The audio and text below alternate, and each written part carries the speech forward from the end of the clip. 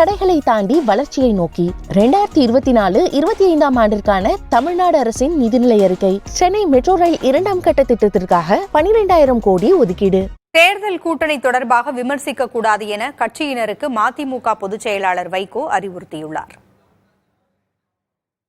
திமுகவுடன் கூட்டணி அமைத்து மக்களவைத் தேர்தலை மதிமுக எதிர்கொள்ள இருக்கிறது. திமுகவுடனான பேச்சுவார்த்தையில் இழுபறி ஏற்பட்டுள்ளதால் மதிமுகவுக்கு தற்போது வரை தொகுதிகள் ஒதுக்கப்படவில்லை. மதிமுக கேட்கும் தொகுதிகளை ஒதுக்க திமுக மறுப்பதால் பேச்சுவார்த்தையில் உடன்பாடு ஏற்படவில்லை என தகவல்கள் வெளியாகியுள்ளன. இந்நிலையில் கூட்டணி தொடர்பாக விமர்சனங்கள் கூடாது என கட்சியின் பொதுச் செயலாளர் வைகோ அறிவுறுத்தியுள்ளார். அவர் வெளியிட்டுள்ள அறிக்கையில் மக்களவை தேர்தல் தொகுதி உடன்பாடு குறித்த பேச்சுவார்த்தை கூட்டணி தலைமையுடன் தொடர்ந்து நடந்து கொண்டு இருப்பதாக கூறியுள்ளார்.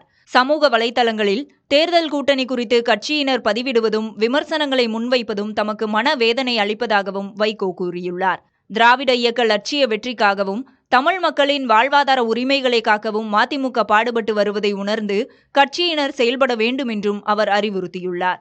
தடைகளை தாண்டி வளர்ச்சியை நோக்கி 2024-25 ஆண்டிற்கான தமிழ்நாடு அரசின் நிதிநிலை அறிக்கை. சென்னை மெட்ரோ ரயில் 2ஆம் கட்ட திட்டத்திற்காக 12,000 கோடி ஒதுக்கீடு.